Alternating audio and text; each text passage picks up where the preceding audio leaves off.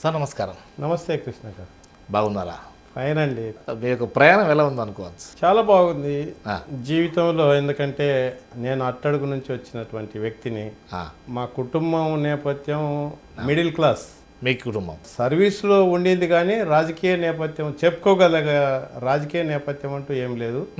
మా ఇంట్లో మా ఫాదర్ ఎప్పుడో 1922లో 8th క్లాస్ చదివినటువంటి వ్యక్తి. మా బ్రదరు 1950sలో SSLC చదివినటువంటి వ్యక్తి. నేను BE సివిల్ చేసి LLB చేసి LLM చేసినటువంటి వ్యక్తిని. నేను కూడా సర్వీస్ చేస్తూ రాజకీయాలు లేకొచ్చినటువంటి వ్యక్తిని. సో వచ్చినాలు వచ్చి చాలా ఒడిదుడుకులు దీంట్లో చూసినాను రకరకాలుగా.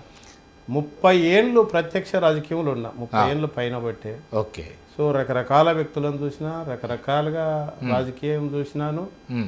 ఇప్పుడు వైసీపీలోకి వచ్చిన తర్వాత మీరు ఈ 30 సంవత్సరాల కాలంలో ఇక్కడ మీకు అనుభవం ప్రకారంగా ఎలాంటి ఫ్యాక్షన్ ఉన్నా అనుకోవచ్చు? ఇక్కడ ముందర ఉండింది ఫ్యాక్షన్. 2000 కంటే ముందు కొంత ఫ్యాక్షన్ ఉండింది. మాకేం లేదు. నాకు మీ కుటుంబానికి ఏమన్నా ఎక్కడా లేదు. మేము ఎప్పుడు ఫ్యాక్షన్లో లేము.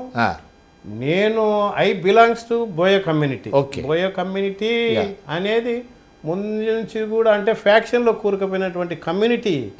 ఇక్కడ ఫ్యాక్షన్ నాయకులలో ఎక్కడ ఫ్యాక్షన్ మర్డర్ జరిగిందన్నా సచ్చినాడో చంపబడినవాడో ఎవరు బోయేవాళ్ళే, అటో ఇటో ఖచ్చితంగా బోయేవాళ్ళే ఉంటారు.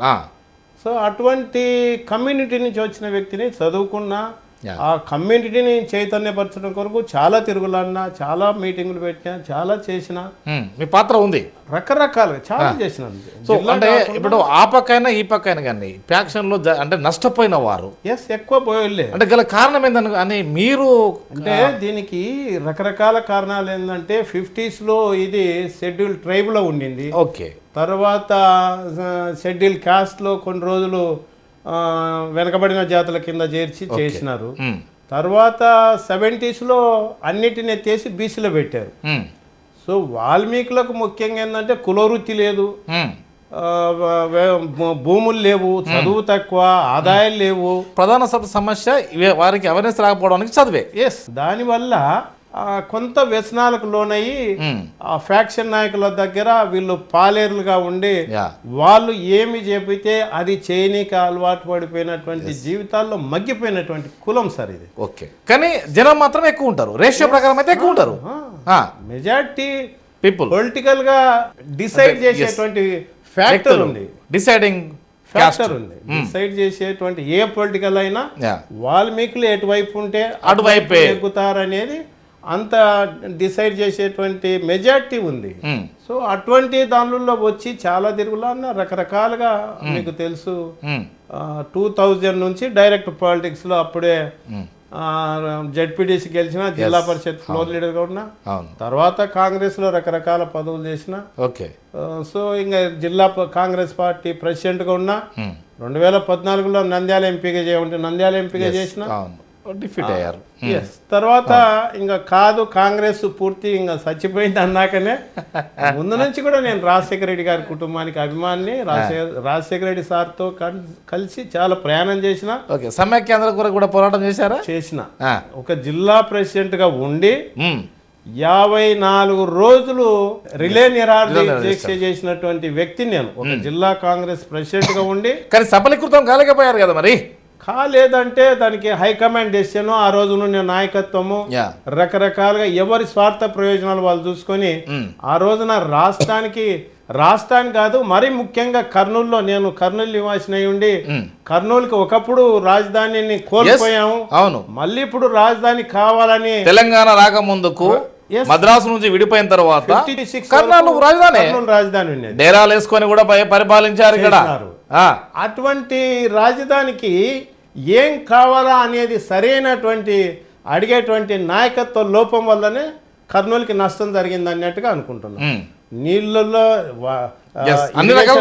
ఇరిగేషన్ వాటర్ ప్రాబ్లం జరిగింది, డ్రింకింగ్ వాటర్ జరిగింది.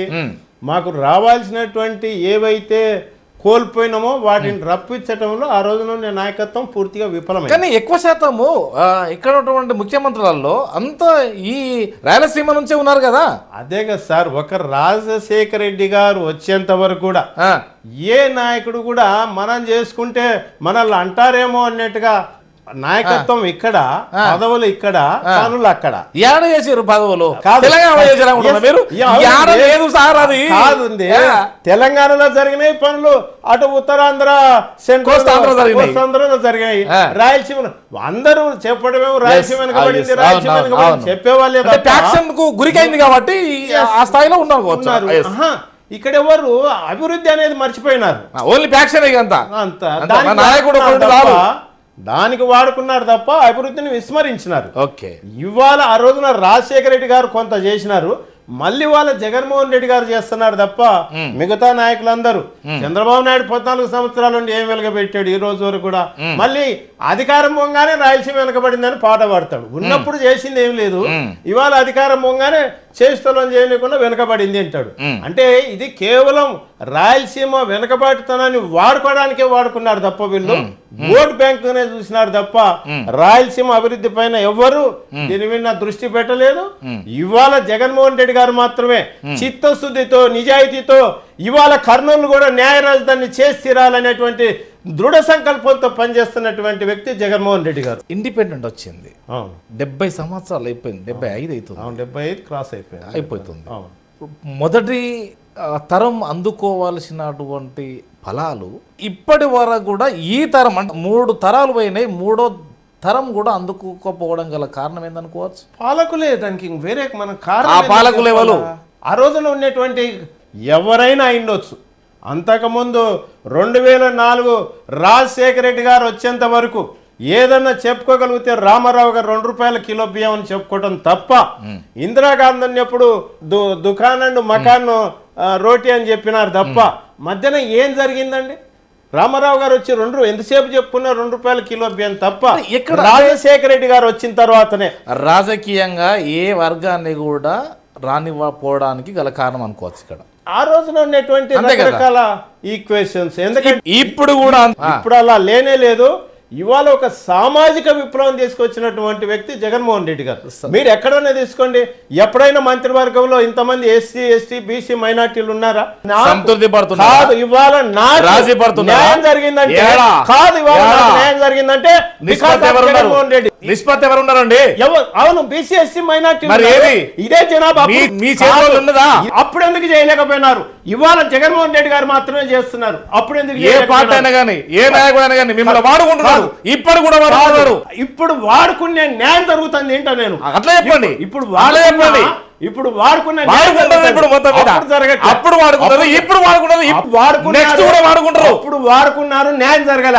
ఇప్పుడు వాడుకున్నా న్యాయం జరుగుతుంది ఏంటన్నా? అయినా మీలాంటి వాళ్ళు కాంప్రమైజ్ కావడం ఏంది? కాదు, కాంప్రమైజ్ ఇవాళ 25 మంది మినిస్టర్లు ఉంటే 17 మంది వెనుకబడిన ఎస్సీ, ఎస్టీ, బీసీ వాళ్ళే ఉన్నారు. అంతకుముందు ఎప్పుడున్నారు చూపించండి. ఒక కులం వారు ఇంకొక కులం వారికి న్యాయం చేస్తారా? ఎందుకు చేయరు? ఇవాళ జగన్మోహన్ కాదు జగన్మోహన్ రెడ్డి సర్వమానవలే. ఇవాళ ఒక సామాజిక విప్లవం తీసుకొచ్చినటువంటి వ్యక్తి. ఇవాళ మంత్రివర్గంలో ఎప్పుడైనా ఆయనకైనా తన సామాజిక వర్గమైన చూసి నేను కాదనట్లేదు. అవును, పైన మాత్రమే అర్థం, అంతర్లీనంగా ఇంకెప్పుడు రావాలి? ఇప్పుడు ఏమి అంతర్లీనం అంటే ఏంటి అసలు? సో మొత్తం అంటే రాష్ట్రం కావచ్చు, దేశం కావచ్చు, జనాభా నిష్పత్తి ప్రకారంగా ఓట్లేవి, సీట్లేవి, ఉద్యోగాలేవి. ఇవాళ వాటిని కూడా మీకు ఒకటి గుర్తు చేస్తాను. యావత్ భారతదేశంలో ఇవాళ సెంట్రల్ గవర్నమెంట్ చేయలే, ఏదో 1-2 రాష్ట్రాలు చేసినాయి. కులగణనకి ఎవరు ముందుకు వచ్చినారంటే మరి ఇవాళ ఏపీ ముందుకు వచ్చింది. జగన్మోహన్ రెడ్డి గారు ముందు స్టెప్ తీసుకున్నారు. ఇవాళ జనాభా దామాషా ప్రకారం మాకు బీసీలకు కూడా జనాభా దామాషా ప్రకారం సీట్లు కేటాయించండి, మంత్రివర్గాన్ని కేటాయించండి అని విజయసాయి రెడ్డి గారి ద్వారా పార్లమెంట్ లో క్వశ్చన్ ఇచ్చిన వ్యక్తి ఎవరు? ప్రైవేట్ బిల్లు ఇచ్చినటువంటి వ్యక్తి ఎవరు? జగన్మోహన్ రెడ్డి గారు కదా. మరి ఇవాళ జగన్మోహన్ ఇక్కడ ఇంకా అనుకున్నంత రాకపోవడం గల కారణం ఇంకా అందుకొరకే ఇంకా చేయాలంటే కులగణన చేయాలి. దీనికి ఇంకా చేయాలంటే కులగణన చేయాలి. దీనికి మీ బీసీలే కారణం అంటే అనుకుంటారు కదా. ఇవాళ మాకు చేస్తున్నాడు కాబట్టి మా బీసీలకు న్యాయం జరుగుతుంది కాబట్టి మేము నెత్తిన మోయటానికి కూడా సిద్ధపడినాం, మోస్తాం. జగన్మోహన్ రెడ్డి గారికి అండగా నిలబడతాం ఖచ్చితంగా ఏదేమైనా సరే. 2 తరాలు మోసారు, 3వ తరం కూడా ఎవరినో మోసినాం కరెక్ట్. ఇవాళ మా కొరకు చేసేవాడిని మేము మోయటంలో తప్పే ఉంది ఏంటో. నేను జగన్మోహన్ రెడ్డి గారు మా కొరకు ఎన్నో చేస్తున్నాడు. ఆయన మోయట ఎవరి కొరకు చేసిన వాళ్ళం, మా నాయకుని కొరకు చేసే మాకింత అడగంది అమ్మాయిని అన్నం పెట్టదు ఉంటారు. మేము అడగకుండానే ఇన్ని చేస్తున్నటువంటి మా జగన్మోహన్ రెడ్డి గారి కొరకు ఏం చేసినా తప్పు లేదు. ఏమైనా చేస్తాం. విద్య వైద్యం ఒకే గొడుగు కిందికి సాంఘిక ఆర్థిక అంతరాలు లేకుండా రావాల్సిన అవసరం ఎంత మేరకు ఉంది, ఇప్పుడు ఎంత మేరకు వచ్చినాము, ఇంకెంత మేరకు రావాలి కదా. ఒక చిన్న ఎగ్జాంపుల్ చెప్తాం. ఏపీలో సోషల్ వెల్ఫేర్ స్కూల్లో చదివినటువంటి విద్యార్థులు యుఎస్ఏలో వెళ్ళి అక్కడ ఐక్యరాజ్య సమితిలో బ్రహ్మాండమైనటువంటి ఇంగ్లీష్లో మాట్లాడినారంటే దానికి కారణం ఎవరో చెప్పండి? జగన్మోహన్ రెడ్డి గారు కాదా? ఇవాళ ఆ రోజునేమో గవర్నమెంట్ స్కూళ్ళు బంద్ చేపించి గవర్నమెంట్ స్కూళ్ళలో అడ్మిషన్ లేకుండా చేసి ప్రైవేట్ కు కారక్కులు చంద్రబాబు నాయుడు నాటం చంద్రబాబు మొత్తం మీద పాలక వర్గం అంతా ఇవాళ కానీ పాలక వర్గం గతంలో జరిగింది అట్లా. ఇవాళ సమూలమైనటువంటి మార్పులు తీసుకొచ్చినటువంటి వ్యక్తి జగన్. ఇంకా నమ్మకం ఎందుకు లేదు? ఇంకా ప్రైవేట్ వ్యవస్థలు ఇంకెందుకు పొంగిపోతున్నాయి? ఇంకా కార్పొరేట్ వ్యవస్థ ఇంకెందుకు నిలిచి? మీరు విద్యా వ్యవస్థలో నేను ఒక మాట చెప్తా. మీరు విద్యా వ్యవస్థలో గవర్నమెంట్ స్కూళ్ళలో ఎప్పుడైనా సరే no vacancy board for admissions అనే బోర్డు చూసినారు ఎప్పుడన్నా? చూడలేదు. జగన్మోహన్ రెడ్డి గారి పరిపాలన మాత్రమే చూస్తున్నారు. ఆ పరిస్థితి వచ్చాడు కదా. నాడు నేడు పైన 16,000 కోట్ల రూపాయలు ఖర్చు పెట్టినటువంటి ఘనత ఇవాళ అప్పటికి ఇప్పటికి చూసి అందుకొరకే కార్పొరేట్ వ్యవస్థకు మించి నేనేమంటున్నా ఇప్పుడు ఎంత మేరకు వచ్చినాం, ఇంకెంత మేరకు రావాలి? నేను అనటము ఇప్పుడు ఏ వ్యవస్థ అయినా సరే ఏ రాష్ట్రం బాగుపడాలన్నా ఆ విద్యా ప్రమాణాల కానుంచే మొదలైతుంది. అందుకొరకే ఇప్పుడు అన్నారు ఈ మాట. బలమైనటువంటి పునాదులు వేయటమే కాకుండా ఆయన వాడిన పదం ఏంటంటే, నేను ఈ రాష్ట్ర విద్యార్థులకు గొప్ప ఆస్తి ఏదన్నా ఇవ్వగలనంటే అది విద్యతో మాత్రమే సాధ్యమవుతుంది. బ్రహ్మాండమైనటువంటి విద్య, క్వాలిటీతో కలిగినటువంటి విద్య, ఇవాళ బై లాంగ్వేజ్ కలిగినటువంటి విద్యను అందించేటువంటి ఏకైక రాష్ట్రం ఏపీ. అందులో ఇంత ఖర్చు చేస్తున్న అంతరాలు లేకుండా ఉండాలి. అక్కడ ఉన్నటువంటి ఎక్కడ ఏ ప్రాంతంలో అయితే పని చేస్తున్నారో జాబులు చేస్తున్నారో వాళ్ళ పిల్లలు కూడా అదే ప్రాంతంలో అదే స్కూల్లో చదువుకోవాలి. మండల స్థాయి అయితే మండల స్థాయిలో, జిల్లా స్థాయి అయితే జిల్లా స్థాయిలో కలెక్టర్ పిల్లలు కావచ్చు, ఎమ్మెల్యే పిల్లలు కావచ్చు, ఎంపీపీ పిల్లలు కావచ్చు, జడ్పీటీసీ పిల్లలు కావచ్చు, మేయర్ పిల్లలు కావచ్చు. దీనికి ఇంకెంత దూరంలో మనం ఇప్పుడు కొంత మార్పును తీసుకొచ్చారు. వైద్యం మీద కూడా అలా తెచ్చినాడు. ఇప్పుడు నెక్స్ట్ టర్మ్ లో మీరు ఏదైతే అడుగుతున్నారో ఖచ్చితంగా అది కూడా రాజకీయం. ఒక పేదోనికి ఈ రోజు నిలబడి ఒక ఎమ్మెల్యేగా, ఒక ఎంపీగా, ఒక మేయర్గా వచ్చే స్థాయిలో పేదోడు ఉన్నాడా సార్? నేను ఒక ఆంధ్రాన్ని నేను అనట్లేదు, జస్ట్ నేను అన్నది ఓవరాల్ గా చెప్తున్నాను. నేను మిగతా అంతటా ఇవాళ ఏపీలో పరిపాలన చేస్తున్నటువంటి జగన్మోహన్ రెడ్డి గారిని మిగతా రాష్ట్రాల వాళ్ళు కూడా రోల్ మోడల్ గా తీసుకునేటువంటి పరిస్థితి జగన్మోహన్ రెడ్డి గారు కల్పించారు.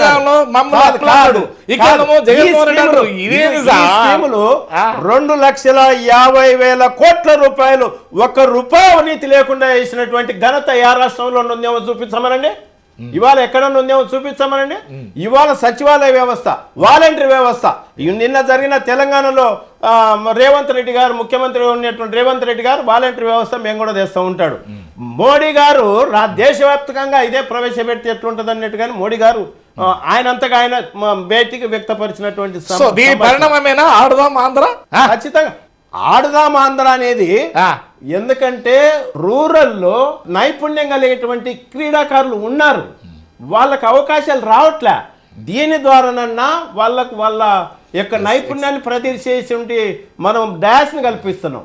వాళ్ళు ప్రదర్శిస్తే జిల్లా స్థాయి, రాష్ట్ర స్థాయిలో వచ్చిన వాళ్ళకు మనమే ట్రైనింగ్ ఇచ్చి ఎక్కడ why not in AP in all the places అన్నట్టుగా అని చెప్పేసి నేషనల్ లెవెల్లో, ఇంటర్నేషనల్ లెవెల్లో ఏపీ కూడా ఖచ్చితంగా ఇన్వాల్వ్మెంట్ ఉండాలి ప్రతి దాంట్లో అనేటువంటి ఉద్దేశంతోనే ఇవాళ ఏదైనా సరే ఇది హెల్త్ ఫిట్నెస్ కూడా అంటే ఆరోగ్య విషయంలో, వైద్య విషయంలో ఎన్ని జాగ్రత్తలు తీసుకుంటున్నాడు అనే దానికి మొన్న ఆరోగ్య సురక్ష పేరు విన ఇంటింటికి పిఎస్సి వాళ్ళని పంపించేసి ఏఎన్ఎంలను పంపించేసి టెస్టులు చేయించినటువంటి ఘనత ఏ రాష్ట్రంలోనే ఉంది? అది లేదే. ఒక జగన్మోహన్ రెడ్డి గారు మాత్రమే చేస్తున్నారు. విద్య, వైద్యం, సంక్షేమం, అగ్రికల్చర్. సామాన్యుడు పవర్కు రావాలంటే ఈరోజు ఓటర్స్ చేజాపుతున్నారు. అలా అని అందరు కాదు. నిలబడ్డలో ఇది ప్యాక్షనా లేకపోతే ఇంకోట కోస్తాంధ్రనా రాయలసీమనా ఇదంతా కాదు. అంటే ఈ ఆశ ఎక్కంచెల్లి మొదలైంది. ఈ రోజు ఇంకా అంటే ఇది ఒక కొన్ని అంటే అవుట్ ఆఫ్ కంట్రీస్ లాగా మనం ఎందుకు రాజకీయం అంటే ఏదో హుందా వస్తున్నామో వెహికల్స్ మన వెనుక 10 కార్లు మన ముందర 10 కార్లు ఏంది ఇది అంటే రేపు ఈ ఓన్లీ సర్వీస్ మోటో ఉన్నటువంటి రాజకీయాన్ని ఇంకెంత కాలము ఇది. ఒకటి తెలుగుదేశం ప్రభుత్వంలో జన్మభూమి కమిటీలు పెట్టి ఏది కావాలన్నా వాళ్ళ రికమెండేషను మా పార్టీకి ఓటు వేసినాడా లేదా అని ఆ రోజున జరిగింది. అంటే ప్రతి దాంట్లో కమిషన్ తీసుకొని పనిచేసినారు. ఇవాళ జగన్మోహన్ రెడ్డి గారు ఆ పరిస్థితి లేకుండానే అర్హుడైన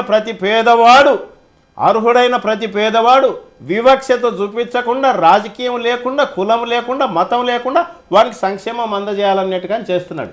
ఇవాళ ప్రతి పేదవాడు వారి ఆలోచన విధానం మారిపోయింది.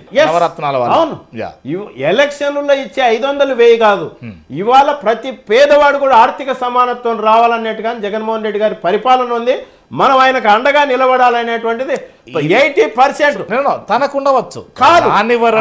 ప్రజలు రానివారు సార్, ఆర్థికంగా సాంఘికంగా ఎవరు రానివారు సార్. ప్రతి పేదవాడికి గుండెలు ఇవాళ జగన్మోహన్ రెడ్డి గారు ఉన్నారు.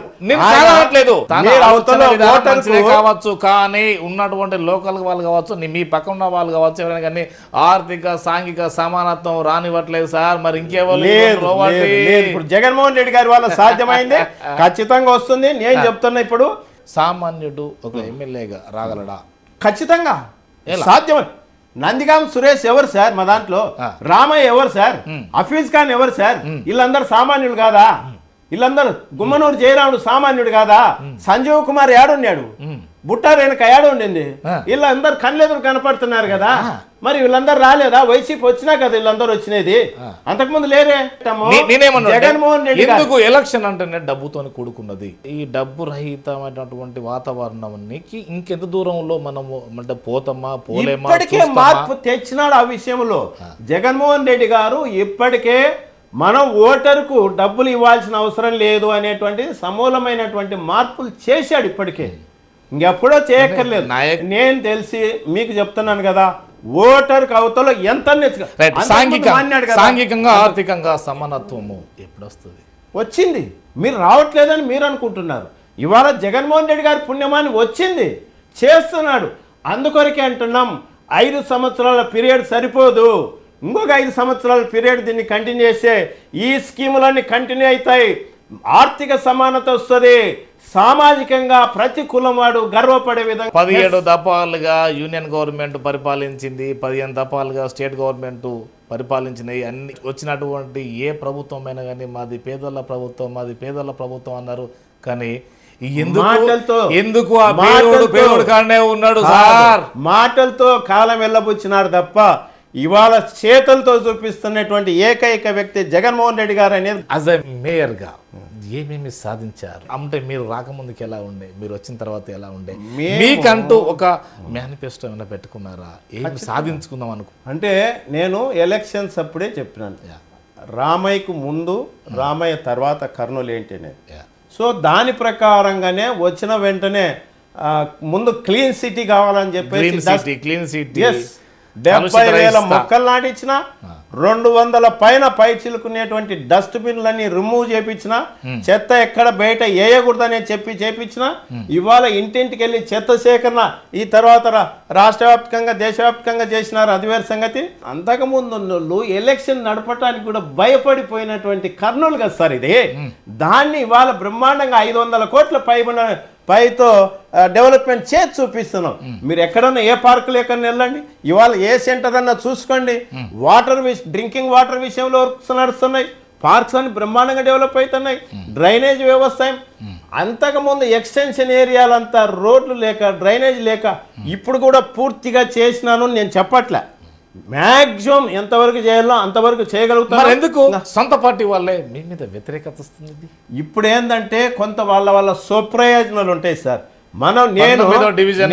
వార్డుకు మాత్రమే మీరు పరిమితమయ్యారు సార్. కాదు, నా వార్డు అందరు తెలుసుకోవాల్సిన విషయం ఏంటంటే మీకు కూడా చెప్తున్నా, ఇది 21,000 ఓటర్స్ ఉన్నటువంటి వార్డు. ఇది చాలా పెద్ద వార్డు. అయితే 4-5 డివిజన్లు ఉండాల్సిన వార్డు ఒక్క వార్డుగానే ఉంది. అటువంటి అప్పుడు ఎక్స్టెన్షన్ ఏరియా పెద్ద వార్డు, కొంచెం ఖర్చు ఎక్కువైతుంది. నేను మేయర్గా ఇచ్చినటువంటి హామీలు వేరు ఇచ్చినాను, అది కూడా ఏం విపరీతంగా ఏం చేయలే. అందరికి తెలిసి అందరి ముందరనే నేను ఎక్కడో దాపరికనో అందరిని ఒకసారి జీప్ పెట్టి ఓపెన్ టాప్ జీప్ పెట్టి తిప్పుతాను, ఎంత ఏరియా ఉందో చూడండి అన్నట్టు చెప్పడం కూడా జరిగింది. అది కొంతమంది ఒకరిద్దరు వ్యక్తిగతంగా ఏదో అంతా నా ఇష్టం అంటున్నా మేయర్, లేదు తోటి సభ్యులు ప్రశ్నించేందుకు పోలీసులతోనే బయటికి పంపిన మేయర్ ఎప్పుడు కానీ వ్యక్తిగతంగా ఎవరివి చెల్లుబాటు కావు వద్దు ఉంటా. నేను వ్యక్తిగతంగా మనసులో ఏదో పెట్టుకొని మాట్లాడటం కాదు. ఇవాళ ఓపెన్గా కర్నూలు అభివృద్ధి చెందిందా లేదా అనేది జనరల్ గా మీరు ఏ విధికైనా వెళ్ళండి. ఎందుకు మీ పైన ఒక అలిగేషన్ వచ్చింది, దాదాపు ఎకరాల కొంత లీజ్ కేమో ఇచ్చారట, అది కేవలం 1600కు. ఏంటి ఈ లీజ్ సంబంధించింది, అసలు ఎక్కడ స్టార్ట్ అయింది? అది గవర్నమెంట్ జీవో ప్రకారం మనమే స్థలము మేము ఇచ్చింది. ఎంత అసలు అది స్థలం ఎంత, ఎన్ని సెంట్లు? ఎకరా 60 సెంట్లు. అది గవర్నమెంట్ జీవో ఇచ్చింది. పార్టీ పొలిటికల్ అంతకుముందు తెలుగుదేశం గవర్నమెంట్ ఇచ్చిన జీవోని, దాని ప్రకారంగా స్థలం చూసాము, ఇచ్చి మేము నో అబ్జెక్షన్ ఇచ్చినాము. వాళ్ళు మన ఆగ్రోసోల్ వాళ్ళు ఎండి వాళ్ళందరూ ఒప్పుకున్నారు. గవర్నమెంట్ లీజ్కి ఇచ్చింది 33 ఇయర్స్ మాకు. దాంట్లో ఏమి సీక్రెట్స్ ఏముంది దాంట్లో అంత అనుకోవడానికి? ఎకరా 60 సెంట్లు ఆగ్రోస్కు లీజ్కి ఇచ్చారు. ఆగ్రోసోల్ హ్యాండ్లో ఉండేది. అది వాళ్ళ నుంచి మేము తీసుకున్నాము. తక్కువ రేటు అది అంటే 16 గవర్నమెంట్ ఫిక్స్ చేసిన రేట్ సార్. అది గవర్నమెంట్ ఫిక్స్ చేసిన రేట్. అది మేము ఫిక్స్ చేసింది కాదు కదా. అంతకుముందు ఇచ్చిన జీవో ప్రకారం తెలుగుదేశం జీవో ఇచ్చింది, ఆ జీవో ప్రకారం గవర్నమెంట్ ఫిక్స్ చేసింది. సో ఏదేమైనా కానీ కొంత మీ మీద అలిగేషన్ వచ్చింది, ఇంకోటి అధిష్టానం కూడా మిమ్మల్ని మందలిచ్చింది, పద్ధతి మార్చుకోవాలి మేయర్ అన్నారట, నిజమేనా? నాకైతే ఎవరు మందలించలేదు, నాకైతే తెలియదు. ఆ చెప్పిన వాళ్ళు ఎవరు చెప్పినారో ఎట్లా చెప్పినారో అది వాళ్ళని అడిగితే. మేయర్ ఓటే గల్లంత అయిందంటే నేను అనటం అది ఎందుకంటే అందరు చెక్ చేసుకున్నట్టే నేను చెక్ చేసుకున్నా. అది అనుకోకుండా చెక్ చేసుకుంటే నా ఓటే మిస్ అయింది. మరి ప్రతిపక్ష వాళ్ళ ఓట్లు ఎక్కడ పోతున్నాయి అన్నట్టు ఇప్పుడు అధికారంలో ఉన్న ఓట్లు పోతున్నాయంటే ప్రతిపక్షం ఉన్న ఇంకా ఎక్కువ పోతాయి కదా. నాకు గడివేవుల్లో ఓటు ఉంది, ఇక్కడ ఓటు ఉంది అన్నట్టుగా గడివేవులో ఏదో రాసి ఇచ్చినా చూసుకోకుండా వాళ్ళు ఏదో మిస్టేక్ అయింది సరి చేసుకున్నారు తప్ప, మేము అనటము జెన్యూన్ ఓటు. వైసీపీ ముందు నుంచి కూడా డిమాండ్ చేసేది ఏంటంటే మాకు దొంగ ఓటుతో అవసరం లేదు, లేదంటే డూప్లికేట్ ఓటుతో అవసరం లేదు, ఇంకొక ఓటుతో అవసరం లేదు, జెన్యూన్ ఓటే చాలు. జెన్యూన్ ఓట్ అది నిలబడితే ఇది ఎంత చేసింది జిత్తుల మారెత్తులంతా చంద్రబాబు నాయుడు చేస్తాడు తప్ప వైసీపీకి అట్లాంటి అవసరం లేనే లేదు, చేయాల్సిన అవసరం లేదు. నేను ఇక్కడ ఒప్పుకోను, ఎందుకంటే అధికారం మీది, అందుకని అధికారులు మీ వాళ్ళు లేదు అంటే నేనేమంటున్నానంటే అధికారం ఉన్న వాళ్ళ దగ్గర కదా పనిచేసేది అధికారులు. నేను అనటం పొరపాట్లు అనేది ఎక్కడైనా జరిగిండొచ్చు, వాళ్ళకి వేసిన ఎత్తుల జిత్తుల మారెత్తులు. మీడియా మీద ఎందుకు పెత్తనం చేస్తున్నారు, మీడియాతోనే మీకెందుకు ఎక్కువ శాతం వార్తలు? ఇవాళ మీరు ఈనాడు పేపర్ జ్యోతి పేపర్ చూడండి, ఏమన్నా రాతలు అంటారు, అవి ఏమంటారు వాటిని? ఎట్లా చేస్తారండి? నువ్వు ఉండేది రాస్తావు రాయవు అనవసరం, కానీ లేనిది కూడా ఉన్నట్టు రాయటం తప్పు. జర్నలిజం అనిపిస్తుంది, జర్నలిజం అనిపించుకోదు అది. ఇవాళ మొత్తం పేజీ ఫస్ట్ లైన్ కానించి మొదలు పెట్టుకుంటే లాస్ట్ లైన్ వరకు అన్ని అబద్ధాలతో రాస్తుంటే వై నాట్ 175 ఏంది సక్సెస్ అవుతుంది? అది 100%. ఎలా అనుకుంటున్నారు? మేము హామీలు ఇచ్చిన రోజే 151 సీట్లు ఇచ్చిన ఈ రాష్ట్ర ప్రజలు. మేము వట్టి హామీలు ఇచ్చి పాదయాత్ర చేస్తూ జగన్మోహన్ రెడ్డి గారు హామీలు ఇస్తే 150 సీట్లు, ఇవాళ 99% హామీలు నెరవేర్చినటువంటి ఘనత ఒక వైసీపీకి జగన్మోహన్ రెడ్డి గారు అంటే ఏమన్నట్టు? అవును, నేను అనటము మాకు లీడర్షిప్ ఎక్కువ ఉంది, మా మీద మాకు నమ్మకం ఎక్కువ ఉంది. ఈయన యాడికైనా గెలవచ్చు, లేకపోతే ఇంకొకరికి అవకాశం ఇవ్వాలని 90 సీట్లు మాత్రం నిజమేనా? నేను అనటము జగన్మోహన్ రెడ్డి గారు పార్టీ చూసుకుంటది, జగన్మోహన్ రెడ్డి గారు చూసుకుంటారు. ఇది కూడా ఆంధ్రజ్యోతి ఈనాడు పనేనా? మా పార్టీ అంతర్గత వ్యవహారం. భయపడితే నువ్వు పోటీ చేసి సింగిల్ ఎందుకు పోటీ చేయలేదు? నువ్వు మేము భయపడుతుంటే ఇప్పుడు ఈ ముగ్గురు బీజేపీ జనసేన ఒకటైన 190 పార్టీలు ఏకమై వచ్చిన జగన్మోహన్ రెడ్డి గారు ఒక్కరే సింగిల్ గానే వస్తారు, తేల్చుకుందాం ప్రజాక్షేత్రంలో అని చెప్తున్నాం. మీకెందుకు ఉలుకు? ఇవాళ పార్టీ మాది అంతర్గత వ్యవహారం. మీకెందుకు? మీకు క్యాండిడేట్ లేక ఎవరెవరి నుంచి అక్కడ అలిగిపోయి బయటకు వచ్చారా? ఎవరెవరి నుంచి మీరు డోర్లు ఓపెన్ చేసుకొని అటు జోలె పట్టుకొని కూర్చున్నారు. మీరు వాళ్ళు జర్నలిజాన్ని జర్నలిజంగానే చూడాలి తప్ప వాళ్ళు ఒక కులపతి మేమంతా నిర్దాక్షిణ్యంగా రాయము. మా పేపర్ అలా ఉండదు, మా ఛానల్ అలా ఉండదు. రేపు రాబోయే తరానికి మనం ఏం మార్గం చూపించాలనుకుంటున్నాం? ఇవాళ మహాత్మా గాంధీ కలలు కనేటువంటి గ్రామ స్వరాజ్యం. ఇవాళ జగన్మోహన్ రెడ్డి గారు గ్రామ స్వరాజ్యం కాదు, ఇంటింటికి ప్రభుత్వ పరిపాలన తీసుకొచ్చినటువంటి వ్యక్తి జగన్మోహన్ రెడ్డి గారు. ఇవాళ ఏదైతే బాబాసాహెబ్ అంబేద్కర్ గారు ఏదైతే వెనుకబడిన జాతులు, వెనుకబడిన కులాలు రాజకీయంగా కూడా ఎదగాలి, ఆర్థికంగా, సామాజికంగా, రాజకీయ పరంగా, విద్యాపరంగా అని కోరుకున్నాడో ఇవాళ అది జగన్మోహన్ రెడ్డి గారి వల్లనే. రాజ్యాంగంలో రాసినటువంటి వ్యక్తులను ఒక్క 2 కులాలు అంటే ఒక కులం వాళ్ళే, ఎస్సీ వాళ్ళే మా ఓడు అని వాళ్ళు ఓన్ చేసుకున్నారు. పైన మాత్రము అందరి వాడన్నట్టుగా వచ్చింది. కానీ బీసీలు ఎందుకు ఓన్ చేసుకోలేకపోయారు? జ్యోతిరావు పూలే ఎవరైనా కానీ ఓన్ చేసుకోలేదు కదా. ఎందుకు చేసుకోలేదు? ఓన్ చేసుకోలేదు. ఇవాళ ఓన్ చేసుకునే పరిస్థితి ఒక జగన్మోహన్ రెడ్డి గారే కల్పించినారు కదా. అది కదా మేము చెప్తున్నది. ఇవాళ వీళ్ళు వాళ్ళు అనేది కాదు. ఆయన నా ఎస్టీ, నా ఎస్సీ, నా బీసీ, నా మైనార్టీ ఎప్పుడైతే అన్నాడో, పలుకుతున్నాడో, మాటలే కాదు చేతులతో చూపిస్తున్నారు. ఇప్పటి నుంచి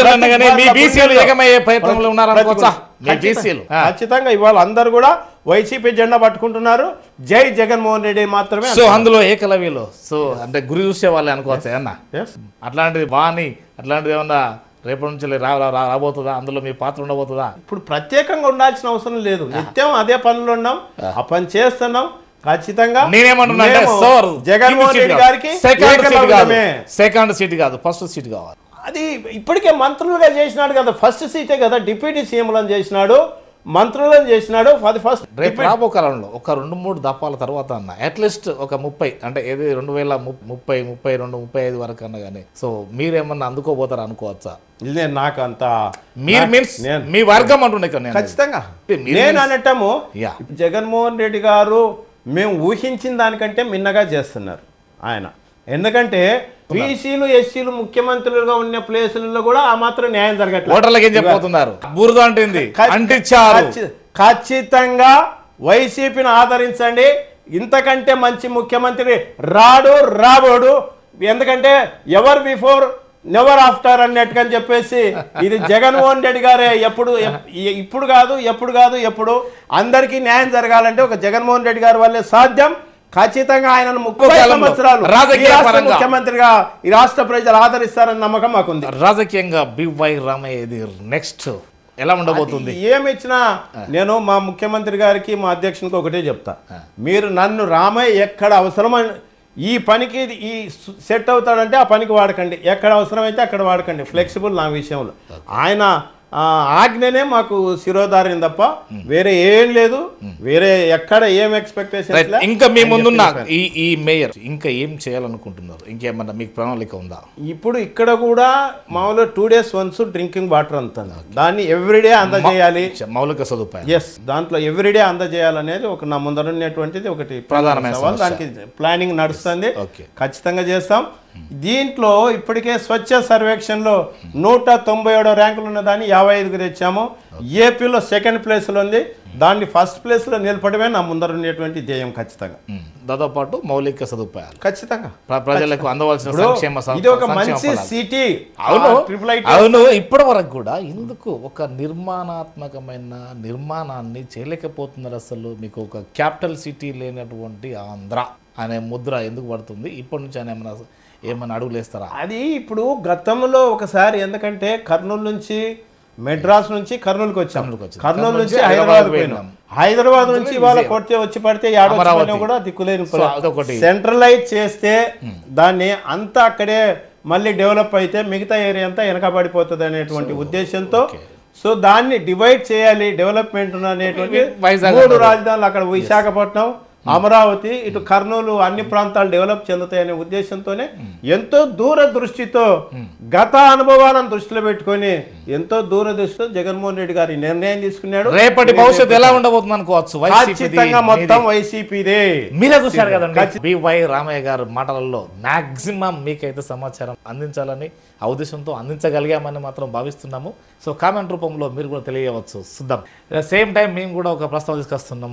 ఈ ఓటర్ ఎవరైనా కానీ ఇది కాదు మీకు ఇది కావాలి. మా ఉద్దేశం పార్టీ ఏదన్నా కానీ మీ ఇష్టం, అది మీ నిర్ణయం. ఓటు విలువైనది. ఎంత విలువైనది అంటే ఎవరికైనా సమానమైనది. మీ తరాల భవిష్యత్తును మార్చేటువంటి ఓటు. మీ తాతలు ఓట్లు వేశారు, మీ తండ్రులు ఓట్లు వేశారు, మీరు ఓట్లు వేశారు, వేయబోతున్నారు. మీ పిల్లల కొరకు ఆలోచించండి. ఇది కాదు ఈ చేయిని ఇలా చేసేటువంటి ప్రభుత్వాలేవి, నాయకులు ఎవరు, ప్రభుత్వాలేవి, నిర్ణయం మీ చేతిలో ఉంది. సార్ నమస్కారం. Thank you.